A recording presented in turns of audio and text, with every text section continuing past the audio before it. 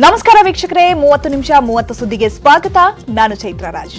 ವೀಕ್ಷಕರೇ, ದಿನದಲ್ಲಿ ನಡೆದಂತ ಪ್ರಮುಖ ಸುದ್ದಿಗಳನ್ನ ಇದೀಗ ಒಂದೊಂದೇ ಫಟಾಫಟ್ ನೋಡ್ತಾ ಹೋಗೋಣ. ಸಿಎಂ ಬದಲಾವಣೆ ಆಗ್ತಾರೆ ಎನ್ನುವ ಸುದ್ದಿ ನಡುವೆಯೇ ಮಾಜಿ ಸಿಎಂ ಯಡಿಯೂರಪ್ಪ ಅವರನ್ನ ಭೇಟಿ ಮಾಡಿ ಸಿಎಂ ಚರ್ಚೆ ನಡೆಸಿದ್ದಾರೆ. ಕಾವೇರಿ ನಿವಾಸದಲ್ಲಿ ಭೇಟಿ ಮಾಡಿದ ಸಿಎಂ ಬೊಮ್ಮಾಯಿ ಸಿಎಂ ಬದಲಾವಣೆ ವದಂತಿ ನಂತರ ಮೊದಲ ಬಾರಿಗೆ ಭೇಟಿ ಮಾಡಿ ಚರ್ಚೆ ನಡೆಸಿರುವುದು ಭಾರೀ ಕುತೂಹಲಕ್ಕೆ ಕಾರಣವಾಗಿದೆ.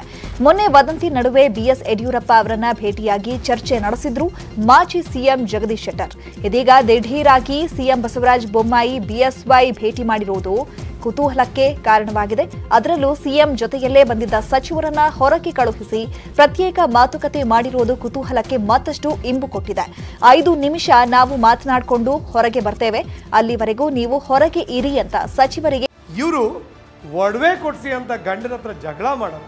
ಇವರೇ ಒಡವೆ ಮಾಡಿ ಮಾರಾಟ ಮಾಡ್ತಾರೆ. ತಿಂಗಳಿಗೆ ಲಕ್ಷಕ್ಕೂ ಹೆಚ್ಚು ಸಂಪಾದನೆ ಮಾಡ್ತಾರೆ. ನೀವು ಸಂಪಾದನೆ ಮಾಡಬೇಕಾ? ಫ್ರೀಡಮ್ ಆಪ್ ಅನ್ನ ಈಗಲೇ ಡೌನ್ಲೋಡ್ ಸೂಚಿಸಿದ್ದಾರೆ ಎನ್ನಲಾಗಿದೆ. ನವದೆಹಲಿಯಲ್ಲಿ ಸಿಎಂ ಬದಲಾವಣೆ ಬಗ್ಗೆ ಮಾತನಾಡಿರುವ ರಾಜ್ಯ ಬಿಜೆಪಿ ಉಸ್ತುವಾರಿ ಅರುಣ್ ಸಿಂಗ್, ರಾಜ್ಯದಲ್ಲಿ ಯಾವುದೇ ಕಾರಣಕ್ಕೂ ಸಿಎಂ ಬದಲಾವಣೆ ಇಲ್ಲ. ಸಿಎಂ ಆಗಿರುವ ಬಸವರಾಜ ಬೊಮ್ಮಾಯಿ ಅತ್ಯುತ್ತಮ ಕೆಲಸವನ್ನ ಮಾಡುತ್ತಿದ್ದಾರೆ. ರೈತರ ಪರವಾಗಿ, ಯುವ ಸಮೂಹದ ಪರವಾಗಿ ಉತ್ತಮ ಕೆಲಸ ಮಾಡುತ್ತಿದ್ದಾರೆ. ಅವರೊಬ್ಬ ಕಾಮನ್ ಮ್ಯಾನ್ ಸಿಎಂ ರೀತಿಯಲ್ಲಿ ಕೆಲಸ ಮಾಡುತ್ತಿದ್ದಾರೆ. ಅವರನ್ನ ಬದಲಿಸುವ ಪ್ರಶ್ನೆಯೇ ಇಲ್ಲ. 100% ಬೊಮ್ಮಾಯಿ ನೇತೃತ್ವದಲ್ಲೇ ಮುಂದಿನ ಚುನಾವಣೆ ಎದುರಿಸುತ್ತೇವೆ ಅಂತ ಹೇಳಿದ್ದಾರೆ.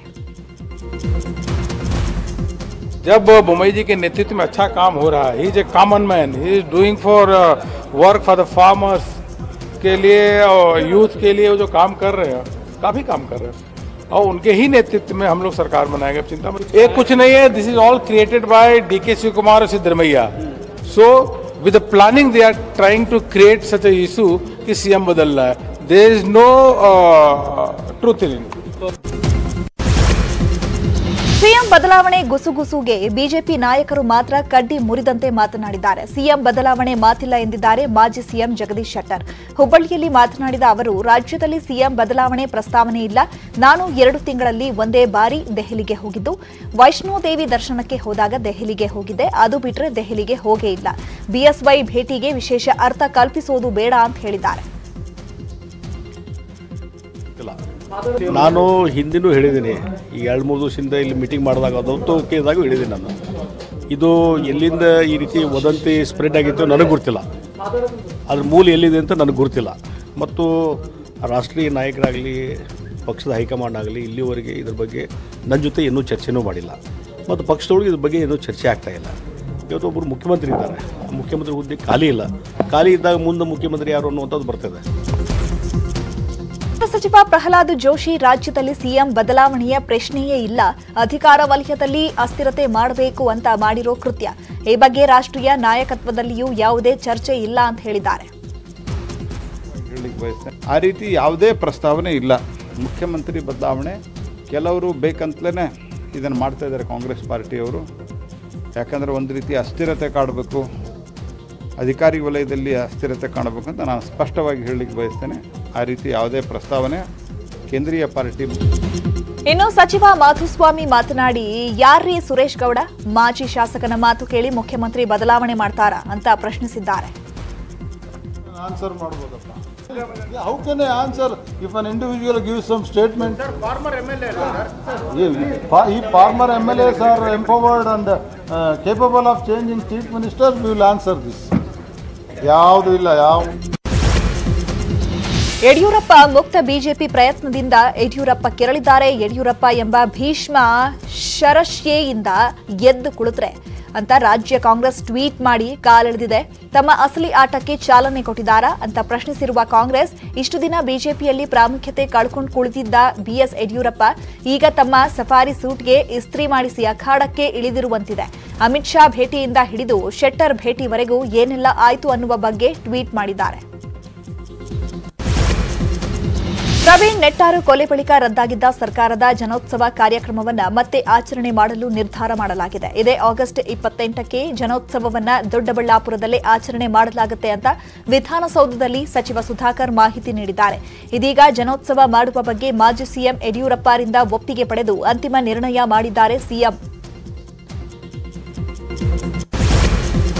ಕೆಪಿಸಿಸಿ ಕಚೇರಿಯಲ್ಲಿ ಕಾಂಗ್ರೆಸ್ ನಾಯಕರು ಜಂಟಿ ಸುದ್ದಿಗೋಷ್ಠಿ ನಡೆಸಿದ್ದು ಕೆಪಿಸಿಸಿ ಅಧ್ಯಕ್ಷ ಡಿಕೆ ಶಿವಕುಮಾರ್, ಮಾಜಿ ಕೆಪಿಸಿಸಿ ಪರಮೇಶ್ವರ್, ಪರಿಷತ್ ವಿಪಕ್ಷ ನಾಯಕ ಬಿಕೆ ಹರಿಪ್ರಸಾದ್, ಮಾಜಿ ಸಚಿವರಾದ ಕೆಜೆ ಜಾರ್ಜ್, ರೇವಣ್ಣ, ಪ್ರಿಯಾಂಕಾ ಖರ್ಗೆ ಉಪಸ್ಥಿತರಿದ್ದರು.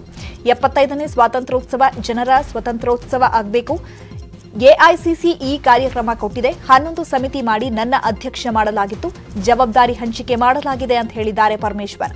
ರಿಜಿಸ್ಟರ್ ಮಾಡಿದ ವ್ಯಕ್ತಿಗೆ ಟಿ ಶರ್ಟ್, ಕ್ಯಾಪ್ ಕಳುಹಿಸಿದ್ದೇವೆ. 1.5 ಇಂದ 2 ಲಕ್ಷ ಜನರು ಭಾಗವಹಿಸುತ್ತಾರೆ ಅಂತ ಹೇಳಿದ್ದಾರೆ.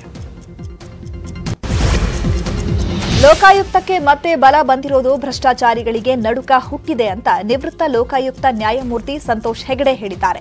ಮೈಸೂರಿನಲ್ಲಿ ಮಾತನಾಡಿದ ಅವರು, 3 ಪಕ್ಷದಲ್ಲೂ ಕೂಡ ಈ ತೀರ್ಪನ್ನ ವಿರೋಧಿಸಬಹುದು. ಕಾರಣ, ಲೋಕಾಯುಕ್ತ ಇದ್ದ ವೇಳೆ ಸಾಕಷ್ಟು ಪ್ರಕರಣಗಳಲ್ಲಿ ಶಿಕ್ಷೆಯಾಗಿತ್ತು. ಎಸಿಬಿ ಬಂದ ಬಳಿಕ ಯಾವೊಬ್ಬ ರಾಜಕಾರಣಿ ಮೇಲೆ, ಅಧಿಕಾರಿಯ ಮೇಲೆ ಕ್ರಮ ಜರುಗಿಸಿರಲಿಲ್ಲ. ಲೋಕಾಯುಕ್ತಕ್ಕೆ ಸ್ವತಂತ್ರವಾದ ಅಧಿಕಾರ ಹಾಗೂ ಸವಲತ್ತುಗಳನ್ನು ನೀಡಬೇಕು. ಈ ಮೂಲಕ ಲೋಕಾಯುಕ್ತವನ್ನ ಬಲಪಡಿಸಬೇಕು ಅಂತ ಹೇಳಿದ್ದಾರೆ. ತಿದ್ದುಪಡಿ ತಂದರೆ ಮಾತ್ರ ಸಾಲಲ್ಲ, ಲೋಕಾಯುಕ್ತಕ್ಕೆ ಒಂದು ಬಲಿಷ್ಠವಾದ ಪೊಲೀಸ್ ಸಂಸ್ಥೆಯನ್ನು ಕೊಡಬೇಕು. ಅದರ ಮೇಲ್ವಿಚಾರಣೆ ಮಾಡುವವರು ಲೋಕಾಯುಕ್ತರೇ ಆಗಬೇಕು ಹೊರತು ಪೊಲೀಸ್ ಡಿಪಾರ್ಟ್ಮೆಂಟ್ ಅಲ್ಲ. ಎರಡನೇದಾಗಿ ಅದಕ್ಕೆ ಕಳಿಸುವಂಥ ಅಧಿಕಾರಿಗಳನ್ನು ಲೋಕಾಯುಕ್ತರ ಸಮ್ಮತಿ ಪಡ್ಕೊಂಡು ಕಳಿಸ್ಬೇಕು. ಅವ್ರಿಗೆ ಇಷ್ಟ ಬಂದವರನ್ನು ಕಳಿಸಿದರೆ ಪ್ರಯೋಜನ ಇಲ್ಲ. ಮೂರನೇದಾಗಿ ಆ ಅಧಿಕಾರಿಗಳಿಗೆ ಬೇಕಾದಂಥ ಅಧಿಕಾರ ಮತ್ತು ಸೌಲಭ್ಯವನ್ನು ಕೊಡಬೇಕು. ಭಾಳ ಮುಖ್ಯವಾಗಿ ಇವತ್ತಿನ ಕಾನೂನಿನಲ್ಲಿ ಒಂದು ಸ್ಯಾಂಕ್ಷನ್ ಪವರ್ ಅಂತ ಇದೆ. ಯಾವುದೇ ಒಬ್ಬ ಸರ್ಕಾರಿ ನೌಕರನ ವಿರುದ್ಧ ಕ್ರಿಮಿನಲ್ ಕೇಸ್ ಹಾಕಬೇಕಾದ್ರೆ ಅದಕ್ಕೆ ಕೋರ್ಟ್ನ ಪರ್ಮಿಷನ್ ಇದೆ, ಸರ್ಕಾರದ ಪರ್ಮಿಷನ್ ಬೇಕು. ಹೈಕೋರ್ಟ್ನಿಂದ ಎಸಿಬಿ ರದ್ದು ವಿಚಾರಕ್ಕೆ ಸಂಬಂಧಪಟ್ಟಂತೆ ಮಂಡ್ಯದ ಮಳವಳ್ಳಿಯಲ್ಲಿ ಮಾಜಿ ಸಚಿವ ಚೆಲುವರಾಯಸ್ವಾಮಿ ಮಾತನಾಡಿದ್ದು, ಬಿಜೆಪಿಯವರು ರಾಜಕೀಯವಾಗಿ ತೀಟೆ ಮಾಡ್ತಾರೆ. ಈಗಾಗಲೇ ನಮ್ಮ ನಾಯಕ ಸಿದ್ದರಾಮಯ್ಯ ಸ್ವಾಗತ ಮಾಡಿದ್ದಾರೆ. ಹೈಕೋರ್ಟ್ ಆದೇಶ ಪಾಲನೆ ಮಾಡುವುದು ನಮ್ಮೆಲ್ಲರ ಕರ್ತವ್ಯ ಅಂತ ಹೇಳಿದ್ದಾರೆ. ಬಿಜೆಪಿಗೆ ಲೋಕಾಯುಕ್ತ ಇಷ್ಟವಿದೆ ಅನ್ನೋದಾದ್ರೆ ನಿನ್ನೆ ನೇರವಾಗಿ ಸಿಎಂ ಸ್ವಾಗತ ಮಾಡಬೇಕಿತ್ತು. ಯಾಕೆ ಸ್ವಾಗತ ಮಾಡಿಲ್ಲ ಅಂತ ಕುಟುಕಿದ್ದಾರೆ. ನಮ್ಮ ಸಿದ್ದರಾಮಯ್ಯನವರು ಸ್ವಾಗತ ಮಾಡಾಗಿದೆಯಲ್ಲ, ಹೈಕೋರ್ಟ್ ಆದೇಶನ ನಾವು ಸ್ವಾಗತ ಮಾಡ್ತಕ್ಕಂಥದ್ದು ನಮ್ಮೆಲ್ಲರ ಕರ್ತವ್ಯ. ಬಟ್ ಆದರೆ ಅವತ್ತಿನ ದಿನದಲ್ಲಿ ಅವತ್ತಿನ ಪರಿಸ್ಥಿತಿ ಅನುಗುಣವಾಗಿ ರಾಷ್ಟ್ರದಲ್ಲಿ ಅನೇಕ ರಾಜ್ಯಗಳಲ್ಲಿತ್ತು ಮಾಡಿದ್ದು.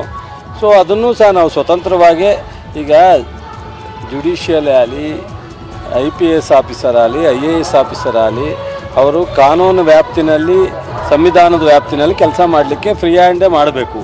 ಅವರನ್ನು ಬಲವಂತವಾಗಿ ಅಥವಾ ತಪ್ಪುದಾರಿಗೆ ಹೇಳಿದೋ ಅಥವಾ ಅವ್ರು ತಪ್ಪುದಾರಿಗೆ ಹೇಳಿದ್ರು ಅಂದರೆ ಅದು ದುರಾದೃಷ್ಟ ದೇಶದ. ಪೂರ್ಣ ಪ್ರಮಾಣದಲ್ಲಿ ಹೈಕೋರ್ಟ್ಗೆ ಅದು ಲೋಕಾಯುಕ್ತಕ್ಕೆ ಟ್ರಾನ್ಸ್ಫರ್ ಮಾಡೋಕ್ಕೆ ಮಾಡಿದ್ದಾರೆ. ಅದನ್ನು ನಮ್ಮ ಸಿದ್ದರಾಮಯ್ಯನವರು ಅಧ್ಯಕ್ಷರು ಇಬ್ಬರು ವೆಲ್ಕಮ್ ಮಾಡಿದ್ದಾರೆ. ಅದರಿಂದ ನಾವು ಅದನ್ನು ಫಾಲೋ ಮಾಡ್ತಕ್ಕಂಥದ್ದು. ಇವತ್ತು ಯುವಕರಿಗೆ ಕೆಲಸ ನೌಕರಿ ಸಿಗಬೇಕಂದ್ರೆ ಲಂಚ ಕೊಡಬೇಕು, ಯುವತಿಯರು ಮಂಚ ಹತ್ತಬೇಕು ಎಂಬ ಸ್ಥಿತಿ ನಿರ್ಮಾಣವಾಗಿದೆ. ಇದು ಲಂಚ ಮಂಚದ ಸರ್ಕಾರ ಅಂತ ಕಾಂಗ್ರೆಸ್ ಶಾಸಕ ಪ್ರಿಯಾಂಕ್ ಖರ್ಗೆ ರಾಜ್ಯ ಬಿಜೆಪಿ ಸರ್ಕಾರವನ್ನ ಕಟುವಾಗಿ ಟೀಕಿಸಿದ್ದಾರೆ. ಕಲಬುರಗಿಯಲ್ಲಿ ಮಾತನಾಡಿದ ಪ್ರಿಯಾಂಕ್ ಖರ್ಗೆ, ಇದು ಲಂಚ ಮಂಚದ ಸರ್ಕಾರ. ಯುವಕರಿಗೆ ನೌಕರಿ ಬೇಕಂದ್ರೆ ಲಂಚ ಕೊಡಬೇಕು, ಯುವತಿಯರಿಗೆ ನೌಕರಿ ಬೇಕಂದ್ರೆ ಮಂಚ ಹತ್ತಬೇಕು ಅಂತ ಹೇಳಿದ್ದಾರೆ. ಕರ್ನಾಟಕದ ಸರ್ಕಾರದಲ್ಲಿ ನೌಕರಿ ಕೊಡಬೇಕು ಅಂದರೆ ದುಡ್ಡು ಕೊಡಲಾರ್ದೆ ಏನೂ ಕೆಲಸ ಆಗಲ್ಲ. ಹಿಂದೆ ಒಬ್ಬರು ಮಂತ್ರಿಗಳಾಗಲೇ 2 ಮಂತ್ರಿಗಳು ರಾಜೀನಾಮೆ ಕೊಟ್ಟಿದ್ದಾರೆ ಸರ್ಕಾರದಲ್ಲಿ. ನಮ್ಮ ಕರ್ನಾಟಕದ ಯುವತಿಯರಿಗೆ ನೌಕರಿ ಬೇಕು ಅಂದರೆ ಮಂಚ ಹತ್ತಬೇಕು, ಯುವಕರಿಗೆ ನೌಕರಿ ಬೇಕು ಅಂದರೆ ಲಂಚ ಕೊಡಬೇಕು. ಇದು ಲಂಚ ಮಂಚದ ಸರ್ಕಾರ ಆಗಿಬಿಟ್ಟಿದೆ. ನಾನು ಯಾವಾಗಲೂ ಕೂಡ ಏನು ಹೇಳ್ತಾ ಇದ್ದೆ ಅಂದರೆ, ಈ 40% ಸರ್ಕಾರ. ಪ್ರಿಯಾಂಕ್ ಖರ್ಗೆ ಹೇಳಿಕೆಗೆ ಶಿರಹಟ್ಟಿ ಶಾಸಕ ರಾಮಣ್ಣ ಲಮಾಣಿ ಖಂಡಿಸಿದ್ದಾರೆ. ವಿಧಾನಸೌಧದಲ್ಲಿ ಮಾತನಾಡಿದ ಅವರು, ಬಿಜೆಪಿ ಸರ್ಕಾರದ ವಿರುದ್ಧ ಪ್ರಿಯಾಂಕ್ ಖರ್ಗೆ ಹೇಳಿಕೆಯನ್ನ ಖಂಡಿಸುತ್ತೇನೆ. ಆ ರೀತಿಯ ಹೇಳಿಕೆ ಕೊಡ್ತಾರೆ, ಅವರಿಗೆ ಮೈ ಮೇಲೆ ಜ್ಞಾನ ಇಲ್ಲ ಅಂತ ಕಿಡಿಕಾರಿದ್ದಾರೆ. ಇನ್ನು ಮಾಧುಸ್ವಾಮಿ ಮಾತನಾಡಿ, ಅವರ ಮಾತಿಗೆ ದಾಖಲೆ ಕೊಟ್ಟು ಮಾತನಾಡಲಿ ಅಂತ ತಿರುಗೇಟನ್ನ ಕೊಟ್ಟಿದ್ದಾರೆ. ಆ ರೀತಿ ಮಾತನಾಡಬೇಕು ಅನ್ನೋಂಥದ್ದು ಅವ್ರಿಗೆ ಖಬರಿಲ್ಲ. ಮೈ ಮ್ಯಾಗ ಏಟು ಪ್ರಜ್ಞೆ ಇಲ್ಲ. ಪ್ರಜ್ಞೆ ಇಲ್ದನ ಮಾತನಾಡ್ತಾರಂದ್ರೆ ಒಂದು ರೀತಿ ಒಳಗೆ ಇವತ್ತ ಮಂತ್ರ ಹಾಕ್ಬೇಕು ಅನ್ನೋಂಥ ಭಾವನೆದೊಳಗೆ ಮಾತನಾಡ್ತಾರಂದ್ರೆ ಅತ್ಯಂತ ಕಡಿಮೆ ಮಟ್ಟದಾಗ ಪ್ರಿಯಾಂಕ ಯಾರಿಗೆ ಕೊಟ್ಟವ್ರೆ ಯಾರು ಕೊಟ್ಟವ್ರೆ ಹೇಳಬೇಕಲ್ವ ಅವರು. ಇದೇನು ಹೊಸ ಆರೋಪ ಅಲ್ವಲ್ಲ, ಡೇ 1 ಎಲ್ಲರೂ ಮಾಡ್ತಿರೋ ಆರೋಪನೇ. They must come with some proof ಅಲ್ವಾ. Is a responsible man, he was former minister. ಯಾರು ಕೊಟ್ಟರು, ಎಷ್ಟು ಕೊಟ್ಟರು, ತೊಗೊಂಡವ್ರು ಯಾರು, ಕನ್ಸಿಡ್ರೇಷನ್ ಏನಾಯಿತು, ಆ ಕೆಲಸದ ಲಂಚ ತೊಗೊಂಡು ಮಾಡಿಕೊಟ್ನಾ ಬಿಟ್ನಾ, ಲಂಚ ತೊಗೊಳ್ತಾ ಇದ್ರೆ ಆಗಲಾರದಂಥ ಕೆಲಸ. ಇವೆಲ್ಲ prevention of corruption act ingredients. ಮಂಡ್ಯದಲ್ಲಿ ಮಾತನಾಡಿರುವ ಮಾಜಿ ಮಿನಿಸ್ಟರ್ ಚಲುವರಾಯಸ್ವಾಮಿ ಹೆಣ್ಣು ಮಕ್ಕಳ ಬಗ್ಗೆ ಮಾತನಾಡುವುದು ತಪ್ಪು. ಪ್ರಿಯಾಂಕ ಖರ್ಗೆ ಯಾವ ರೀತಿ ಹೇಳಿದ್ದಾರೋ ಗೊತ್ತಿಲ್ಲ ಅಂತ ಹೇಳಿದ್ದಾರೆ. ಮಾಜಿ ಸಿಎಂ ಕುಮಾರಸ್ವಾಮಿ ವಿರುದ್ಧ ಸಿಪಿ ಯೋಗೇಶ್ವರ್ ಗಂಭೀರ ಆರೋಪ ಮಾಡಿದ್ದಾರೆ. 30 ವರ್ಷಗಳ ಹಿಂದೆ ನನಗೆ ಬೆದರಿಕೆ ಹಾಕಿ ಹಣ ಪಡೆದಿದ್ರು, ಈಗ ನನ್ನ ವಿರುದ್ಧ ಅವಹೇಳನವಾಗಿ ಮಾತನಾಡುತ್ತಿದ್ದಾರೆ. ಕ್ಷೇತ್ರದಲ್ಲಿ ರಾಜಕೀಯವಾಗಿ ಯಾರನ್ನೂ ಮುಂದೆ ಬರಲು ಅವರು ಬಿಡಲ್ಲ. ಎಚ್ಡಿಕೆ ನನ್ನ ಹಾಗೂ ಅಶ್ವಥ್ ನಾರಾಯಣ್ ಬಗ್ಗೆ ಹಗುರವಾಗಿ ಮಾತನಾಡಿದ್ದಾರೆ. ನನ್ನ ವೃತ್ತಿ ಬಗ್ಗೆ ಕೇವಲವಾಗಿ ಮಾತನಾಡಿದ್ದಾರೆ. ಇನ್ಮುಂದೆ ನನ್ನ ಬಗ್ಗೆ ಅವಹೇಳನ ಮಾಡಿದ್ರೆ ಮಾಧ್ಯಮದ ಮುಂದೆ ಮಾತನಾಡಲ್ಲ, ನೇರವಾಗಿ ಅವರನ್ನೇ ನಿಲ್ಲಿಸಿ ಕೇಳ್ತೀನಿ ಅಂತ ವಾರ್ನ್ ಮಾಡಿದ್ದಾರೆ. 25-30 ವರ್ಷಗಳ ಹಿಂದೆ ನನಗೆ ಅವರು ಬ್ಲ್ಯಾಕ್ ಮೇಲ್ ಮಾಡ್ತಾರೆ. ಕುಮಾರಸ್ವಾಮಿ ಅವರು ಕುಟುಂಬ ನನ್ನ ಬ್ಲ್ಯಾಕ್ ಮೇಲ್ ಮಾಡ್ತಾರೆ. ನಾನು ರಾಮನಗರ ತಾಲೂಕಿನಲ್ಲಿ ಅವತ್ತು ಒಬ್ಬ ಡೆವಲಪರ್ ಆಗಿ ರಿಯಲ್ ಎಸ್ಟೇಟ್ ಉದ್ಯಮದಲ್ಲಿ ದೊಡ್ಡ ಹೆಸರು ಮಾಡಿರ್ತೀನಿ. ನನಗೆ ಪರ್ಮಿಷನ್ ಕೊಡಿಸೋದಿಲ್ಲ. ಅವರು ಲ್ಯಾಂಡ್ ಕನ್ವರ್ಷನ್ಗೆ, ಭೂ ಪರಿವರ್ತನೆ ಮಾಡಿ ತೊಂದರೆ ಮಾಡ್ತಾರೆ. ನೈಸ್ ಕಂಪ್ನಿಗೆ ನನ್ನ ಜಾಗ ಅಕ್ವೈರ್ ಮಾಡಿಸ್ತಾರೆ. ಭಾಳ ನನಗೆ ಕಿರುಕುಳ ಕೊಡ್ತಾರೆ. ಅವರೆಲ್ಲ ನನಗೆ ಅವತ್ತು ಎದುರಿಸಿ ಇವರೆಲ್ಲ ತೊಂದರೆ ಕೊಟ್ಬಿಡ್ತಾರೆ ಅಂತೇಳಿ ನನ್ನಿಂದ ದುಡ್ಡು ತಗೊಂಡೋಗಿ ಕುಮಾರಸ್ವಾಮಿ ಮನೆಗೆ ಕೊಡಿಸ್ತಾರೆ. ಇದು 30 ವರ್ಷದ ಹಿಂದಿನ ಕತೆ, ಇವತ್ತೊಂದಲ್ಲ. ಅದಕ್ಕೆ ಸಾಕ್ಷಿಯಾಗಿ ಇನ್ನೂ ಅವರೆಲ್ಲ ಬದುಕಿದ್ದಾರೆ. ಬೇಕಾದ್ರೆ ನೀವು ಅವ್ರನ್ನ ಬೇಕಾದ್ರೆ ಹೋಗಿ ಮಾತಾಡಿಸ್ಬೋದು. ಸುಮಾರು 25-30 ವರ್ಷಗಳ ಹಿಂದೆ ನನಗೆ ಅವರು ಬ್ಲ್ಯಾಕ್ ಮೇಲ್ ಮಾಡ್ತಾರೆ. ಈ ಬಾರಿ ಹಳೆ ಮೀಸಲಾತಿಯಂತೆ ಬಿಬಿಎಂಪಿ ಎಲೆಕ್ಷನ್ ನಡೆಸಲು ರಾಜ್ಯ ಸಚಿವ ಸಂಪುಟ ಸಭೆಯಲ್ಲಿ ಮಹತ್ವದ ನಿರ್ಧಾರ ಕೈಗೊಳ್ಳಲಾಗಿದೆ. 2027ಕ್ಕೆ ಹೊಸ ಮೀಸಲಾತಿ ಪ್ರಕಟಣೆಗೆ ನಿರ್ಧಾರ ಕೈಗೊಳ್ಳಲಾಗಿದೆ. ಬಿಬಿಎಂಪಿಯಲ್ಲಿ ಒಬಿಸಿ ಮೀಸಲಾತಿ ಜಾರಿಯಲ್ಲಿ ಇರಲಿಲ್ಲ. ಡಿಪಿಎಆರ್ ನಡಿ ಮೀಸಲಾತಿ ಜಾರಿಗೆ ತರಲಾಗ್ತಾ ಇದೆ. ಹಾಗಾಗಿ ಈ ಬಾರಿ ಹಳೆ ಮೀಸಲಾತಿಯಂತೆ ಎಲೆಕ್ಷನ್ ಮಾಡಲಾಗುವುದು ಅಂತ ಸಚಿವ ಸಂಪುಟ ಸಭೆ ಬಳಿಕ ಮಾಧುಸ್ವಾಮಿ ಹೇಳಿದ್ದಾರೆ. ಒಬಿಸಿ ರಿಸರ್ವೇಷನ್ ಮೇಯರ್ ಉಪಮೇಯರ್ಗೂ ಕೊಡಲಿಕ್ಕೆ ಈ ಪಾಲಿಸಿ ಇದರಲ್ಲಿ ಸೇರಿಸ್ಕೊಂಡಿದ್ದೀವಿ ನಾವು. ನಮಗೆ ಈಗ ಸುಪ್ರೀಂ ಕೋರ್ಟು ತಕ್ಷಣ ಎಲೆಕ್ಷನ್ ಆಗಬೇಕು ಅನ್ನೋದೊಂದನ್ನು ಗಮನದಲ್ಲಿಟ್ಕೊಂಡು ಏನು ಮಾಡ್ತೀರಿ ಗೊತ್ತಿಲ್ಲ ಮಾಡಿ ಅಂತಾರೆ. ನಮಗೂ ಈ ತಕ್ಷಣಕ್ಕೆ ಎಲ್ಲದನ್ನು ನಾವು ನಿವಾರಣೆ ಮಾಡ್ತೀವಿ ಅನ್ನೋ ಸ್ಥಿತಿ ಇಲ್ಲದಕ್ಕೆ ಏನು ಎಕ್ಸಿಸ್ಟಿಂಗ್ ಸ್ಥಿತಿ ಇದೆ ಇದನ್ನು ಮುಂದುವರಿಸ್ಬಿಟ್ಟು ಈ ಎಲೆಕ್ಷನ್ ಮುಗಿಸ್ಬಿಡ್ತೀವಿ. ಶೋಷಿತರ ಐಕ್ಯತಾ ಸಮಾವೇಶದಲ್ಲಿ ಸಿದ್ದರಾಮಯ್ಯ ಭಾಷಣ ಮಾಡಿದ್ದು, ಸಂವಿಧಾನ ಈಗ ಅಪಾಯದಲ್ಲಿದೆ, ಅದರ ರಕ್ಷಣೆ ಈಗ ಅತ್ಯಗತ್ಯವಾಗಿದೆ ಎಂದು ಹೇಳಿದ್ದಾರೆ. ಸಂವಿಧಾನವನ್ನ ಬಾಬಾ ಸಾಹೇಬ್ ಅಂಬೇಡ್ಕರ್ ರಚನೆ ಮಾಡಿದ್ದಾರೆ. ಆದರೆ ಸಂವಿಧಾನ ಯಾರ ಕೈಯಲ್ಲಿದೆ ಅನ್ನೋದು ಮುಖ್ಯವಾಗುತ್ತೆ. ಈಗ ಸಂವಿಧಾನ ಆರ್ಎಸ್ಎಸ್ ಹಾಗೂ ಬಿಜೆಪಿ ಕೈಯಲ್ಲಿದೆ. ಅವರಿಂದ ಸಂವಿಧಾನ ರಕ್ಷಣೆ ಸಾಧ್ಯವೇ ಅಂತ ಪ್ರಶ್ನಿಸಿದ್ದಾರೆ. ಅಂಬೇಡ್ಕರ್ ಸಂವಿಧಾನದಿಂದ ನಾನು ಅಕ್ಷರ ಕಲಿತೆ, ಆದ್ದರಿಂದ ಶಾಸಕ, ಮಂತ್ರಿ, ಮುಖ್ಯಮಂತ್ರಿಯಾದೆ. ಇಲ್ಲದೆ ಹೋಗಿದ್ರೆ ನಾನು ಎಮ್ಮೆ, ಹಸು, ಮೇಕೆ ಕಾಯುವ ಕೆಲಸ ಮಾಡುತ್ತಾ ಇರ್ತಾ ಇದ್ದೆ ಅಂತ ಹೇಳಿದ್ದಾರೆ. ಬೆಂಗಳೂರಿನಲ್ಲಿ ಕಾಲೇಜು ವಿದ್ಯಾರ್ಥಿ ಹತ್ಯೆ ಮಾಡಲಾಗಿದೆ. ಎಚ್ಬಿಆರ್ ಲೇಔಟ್ನ ಪ್ರಾವಿನ್ಸ್ ಕಾಲೇಜು ಬಳಿ ಘಟನೆ ನಡೆದಿದ್ದು, 18 ವರ್ಷದ ಅರ್ಬಾಸ್ ಕೊಲೆಯಾದ ವಿದ್ಯಾರ್ಥಿ. ಇಂದು ಮಧ್ಯಾಹ್ನ 1:30 ಸುಮಾರಿಗೆ ಘಟನೆ ನಡೆದಿದೆ. ಪ್ರಾವಿನ್ಸ್ ಕಾಲೇಜಿನಲ್ಲಿ ಪಿಯು ಓದುತ್ತಿದ್ದ ವಿದ್ಯಾರ್ಥಿ ಅರ್ಬಾಸ್ ಸಾವನ್ನಪ್ಪಿದ್ದಾರೆ. ನಿನ್ನೆ ಕಾಲೇಜಿನಲ್ಲಿ ಸಾಂಸ್ಕೃತಿಕ ಕಾರ್ಯಕ್ರಮ ನಡೀತಾ ಇತ್ತು. ಈ ವೇಳೆ ಅರ್ಬಾಸ್ ಕೆಲವು ವಿದ್ಯಾರ್ಥಿಗಳ ಜೊತೆ ಜಗಳ ಮಾಡಿಕೊಂಡಿದ್ದ ಎನ್ನಲಾಗಿದೆ. ಮೈಸೂರು ರಾಜಮನೆತನಕ್ಕೆ ಪರಿಹಾರ ನೀಡದ ಸರ್ಕಾರಿ ಇಲಾಖೆ ಕಟ್ಟಡ ಸೀಸ್ ಮಾಡಲಾಗಿದೆ. ಕೋರ್ಟ್ ಆದೇಶದಂತೆ ಯುವ ಸಬಲೀಕರಣ ಹಾಗೂ ಕ್ರೀಡಾ ಇಲಾಖೆಯ ಕಟ್ಟಡ ಸೀಸ್ ಮಾಡಲಾಗಿದೆ.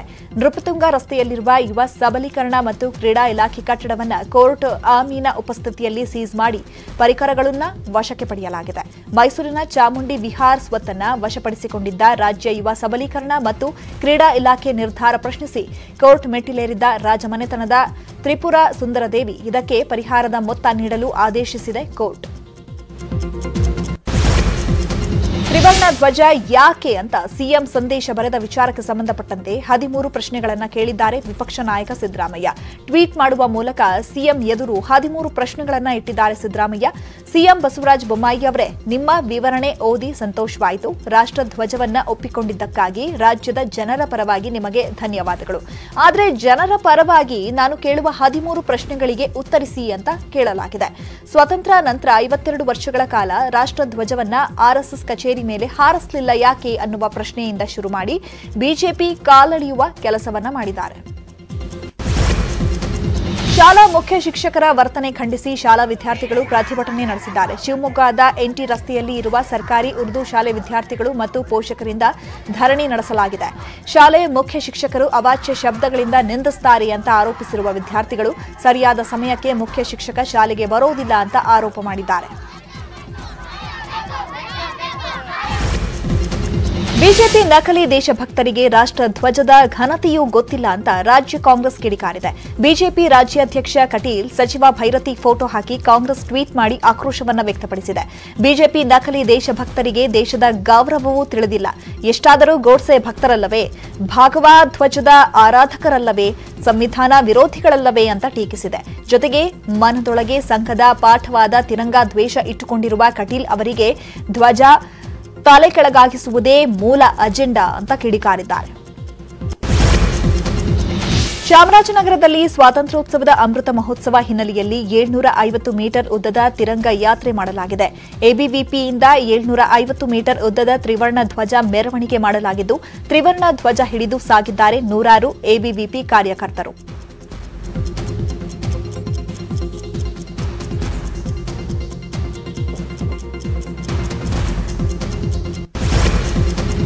ಹರ್ ಘರ್ ತಿರಂಗ ಅಭಿಯಾನ ಹಿನ್ನೆಲೆಯಲ್ಲಿ ರಾಷ್ಟ್ರ ಧ್ವಜಕ್ಕೆ ಕೇಸರಿ ರಕ್ಷೆ ಕಟ್ಟಿದ್ದಾರೆ ಭಜರಂಗ ದಳ ಕಾರ್ಯಕರ್ತರು. ಇತಿಹಾಸದಲ್ಲೇ ಮೊದಲ ಬಾರಿಗೆ ವಿವಾದಿತ ಇನಾಮ್ ದತ್ತಾತ್ರೇಯ ಪೀಠದಲ್ಲಿ ರಾಷ್ಟ್ರ ಧ್ವಜ ಹಾರಾಟ ಮಾಡಲಾಗಿದೆ.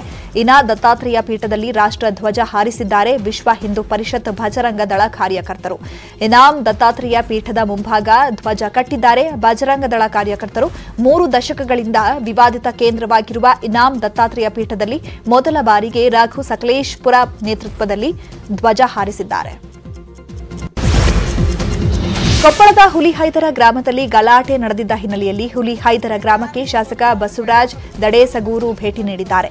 ಕನಕಗಿರಿ ವಿಧಾನಸಭಾ ಕ್ಷೇತ್ರದ ಶಾಸಕ ಬಸವರಾಜ ದಡೇಸಗೂರ್ ಎದುರು ಮೃತ ಭಾಷಾ ಸಾಬ್ ತಾಯಿ ತಮ್ಮ ಅಳಲನ್ನ ತೋಡಿಕೊಂಡಿದ್ದಾರೆ. ಪ್ಲಾನ್ ಮಾಡಿ ನನ್ನ ಮಗನನ್ನ ಕೊಲೆ ಮಾಡಲಾಗಿದೆ ಅಂತ ಭಾಷಾ ಸಾಬ್ ತಾಯಿ ಆರೋಪಿಸಿದ್ದಾರೆ. ಬೆಂಗಳೂರಿನ ಗೊರಗುಂಟೆಪಾಳ್ಯ ಹಾಗೂ ಹೆಬ್ಬಾಳ ನಡುವಿನ ರಸ್ತೆಯನ್ನ ಬಂದ್ ಮಾಡಲಾಗುತ್ತೆ ಅಂತ ಬೆಂಗಳೂರು ಪೊಲೀಸರು ಟ್ವೀಟ್ನಲ್ಲಿ ಮಾಹಿತಿ ನೀಡಿದ್ದಾರೆ. ಸಂಚಾರ ನಿರ್ಬಂಧಿಸಿರುವ ಹಾಗೂ ಸಂಚಾರಕ್ಕೆ ಅವಕಾಶ ಮಾಡಿಕೊಟ್ಟಿರುವ ಪರ್ಯಾಯ ಮಾರ್ಗಗಳ ವಿವರವನ್ನು ಸಹ ನೀಡಿದ್ದಾರೆ. ಆಗಸ್ಟ್ 13ರಿಂದ ಆಗಸ್ಟ್ 17ರ ತನಕ ತುರ್ತು ದುರಸ್ತಿಗಾಗಿ ಬಂದ್ ಮಾಡಲಾಗಿದೆ. ಚಿಕ್ಕಬಳ್ಳಾಪುರದಲ್ಲಿ ವರದಕ್ಷಿಣೆ ಕಿರುಕುಳದಿಂದ ಗೃಹಿಣಿ ನೇಣಿಗೆ ಶರಣಾಗಿರುವ ಘಟನೆ ನಡೆದಿದೆ. 24 ವರ್ಷದ ಗೃಹಿಣಿ ಅನಿತಾ ಸಾವನ್ನಪ್ಪಿದ್ದಾರೆ.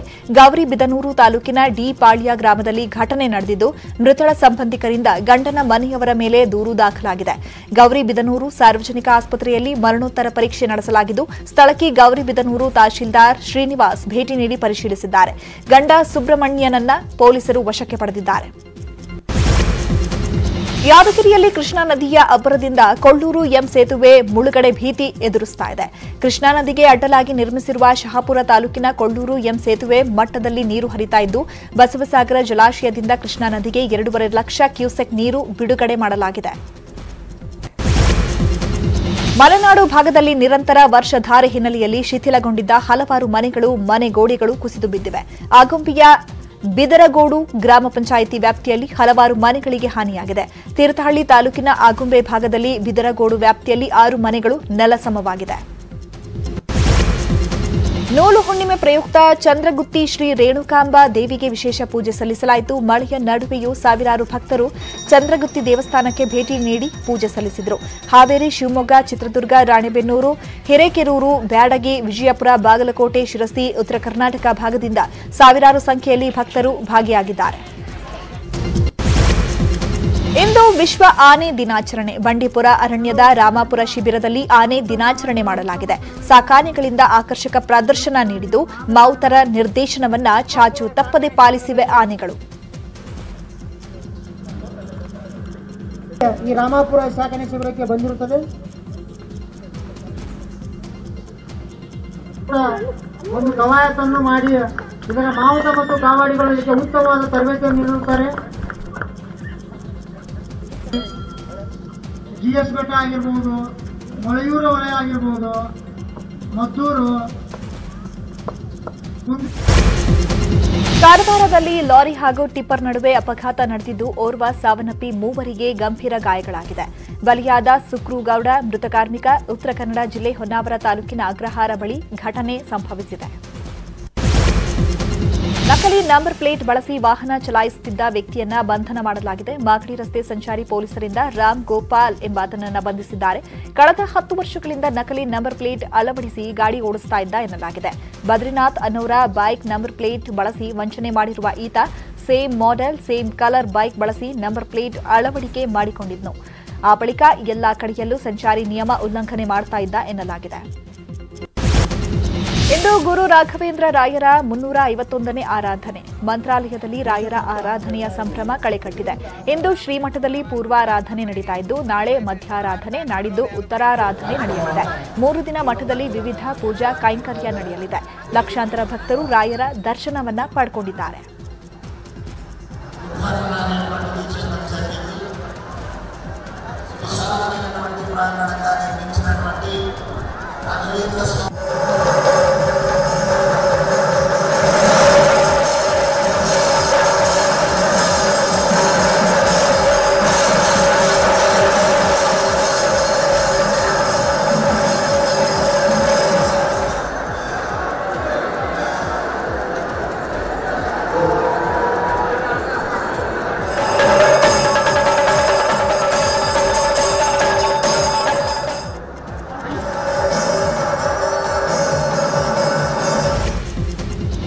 ಇವಿಷ್ಟು ಈ ಹೊತ್ತಿನ ಪ್ರಮುಖ ಸುದ್ದಿ. ನೋಡ್ತಾ ಇರಿ ನ್ಯೂಸ್ 18 ಕನ್ನಡ. ಜಾಲ ನಮ್ಮದು, ಬಲ ನಿಮ್ಮದು.